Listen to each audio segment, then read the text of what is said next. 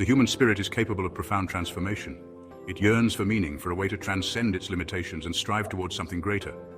But this journey of self-improvement is fraught with challenges, with pitfalls that can easily derail even the most determined individual. Are you experiencing a relapse despite the NoFap challenge and all other helpful resources? What if I tell you there are things you might be doing to trigger this experience? After this video, your life will change for the better because you will learn about the 8 habits that can trigger a masturbation relapse. All you have to do is watch and take note of all the steps I will provide to you today. The human psyche is a complex and often uncharted territory. We may try to bury our emotions, to suppress those aspects of ourselves that we deem undesirable or shameful. But this repression comes at a cost. Just as order cannot exist without chaos, so too must we confront the darker elements of our being in order to achieve true psychological wholeness. Ignoring emotional and mental health issues is akin to ignoring a festering wound. It may seem easier to pretend it doesn't exist, but eventually it will demand your attention, often in ways you hadn't anticipated. You might be engaging in destructive behaviors like excessive pornography consumption and masturbation as a means of escaping from the pain, but this is merely a temporary reprieve. It's a form of self-medication that ultimately exacerbates the underlying problem. Confronting these issues head-on can be a daunting task. It requires courage, honesty, and a willingness to face the often uncomfortable truths about ourselves. But it is a necessary undertaking if you truly desire to break free from the chains of addiction and live a more fulfilling life. Seek professional help if necessary, engage in introspection and self-reflection, and remember that vulnerability is not a weakness but a testament to your strength in the face of adversity. The internet, for all its marvels and conveniences, has unleashed a torrent of temptation upon the modern individual. We are bombarded with images and videos that cater to our basest instincts, that promise instant gratification at the expense of long-term fulfillment. This constant exposure to pornographic content can be particularly damaging, rewiring the neural pathways in our brains and making it increasingly difficult to resist its allure. It's like being constantly exposed to a highly addictive substance. Each exposure strengthens the craving, making it harder and harder to say no. The internet, in its unfiltered state, becomes a minefield for those struggling with compulsive behaviors. The key here is to implement safeguards, to create boundaries that protect you from the constant onslaught of temptation. This might involve installing website blockers, using accountability software, or limiting your exposure to certain online spaces.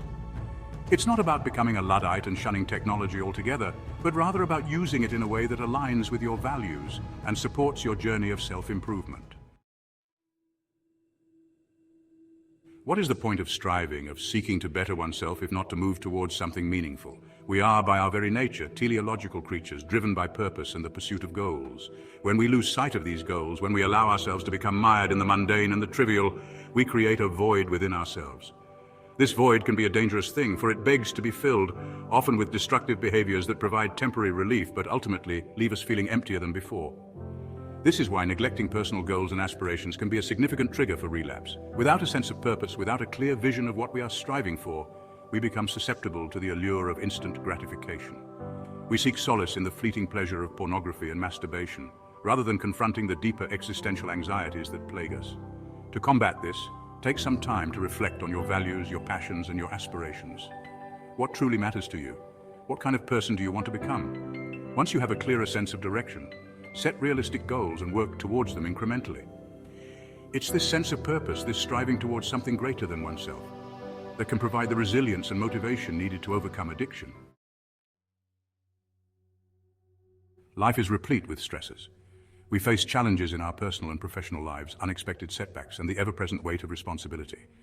These stresses trigger the release of cortisol, the stress hormone, which can wreak havoc on our bodies and minds. It's no surprise that stress and anxiety are major triggers for relapse. When we're feeling overwhelmed, when our coping mechanisms are insufficient to deal with the demands placed upon us, we often seek refuge in familiar patterns of behavior. Pornography and masturbation offer a temporary escape from the pressures of reality, a way to numb the pain and discomfort. The key here is to develop healthy coping mechanisms that allow you to manage stress and anxiety in a constructive manner. This might involve regular exercise, mindfulness practices like meditation, spending time in nature, or pursuing hobbies that bring you joy and relaxation. By equipping yourself with a toolbox of coping strategies, you can navigate the inevitable storms of life without resorting to destructive behaviors. The words we tell ourselves matter. Our thoughts, both conscious and unconscious, shape our perception of the world and our place within it. When we engage in negative self-talk, when we constantly berate and criticize ourselves, we erode our sense of self-worth. This low self-esteem can be a significant contributing factor to relapse. When we don't believe in our own value, when we see ourselves as inherently flawed or undeserving, we're more likely to engage in self-sabotaging behaviors.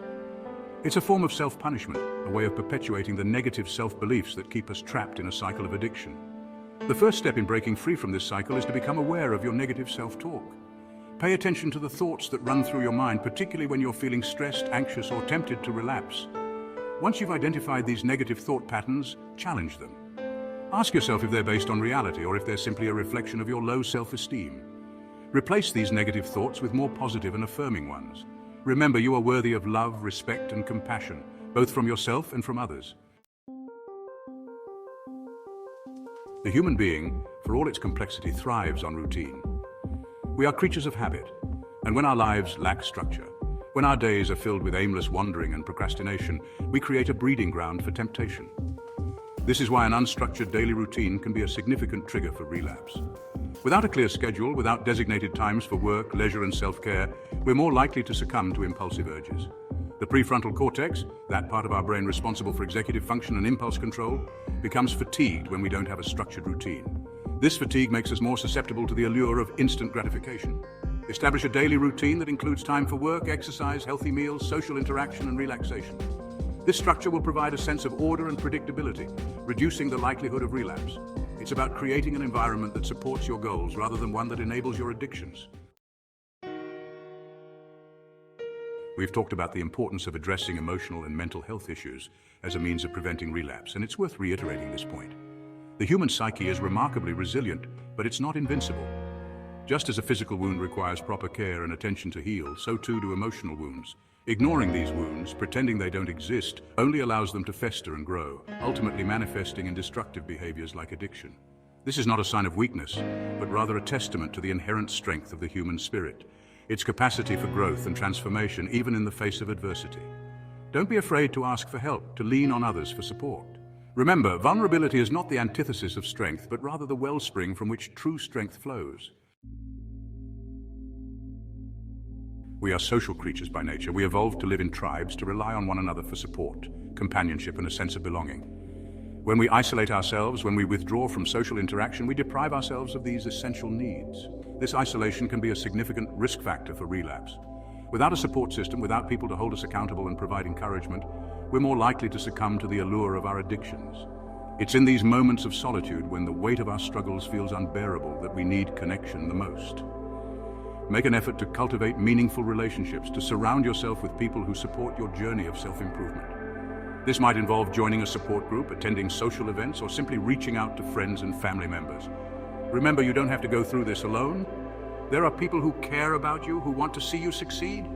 Allow them to be a source of strength and encouragement on your path to recovery. The path to a meaningful and fulfilling life is rarely linear. It's fraught with challenges, setbacks, and temptations that can easily derail even the most determined individual. But it's in these moments of struggle, in the face of adversity, that our true character is forged. Remember, you are not defined by your relapses, but rather by your willingness to learn from them, to pick yourself up and continue moving forward. The journey may be arduous, but the rewards are immeasurable. The courage to confront your demons, to break free from the chains of addiction, is a testament to the indomitable spirit that resides within you.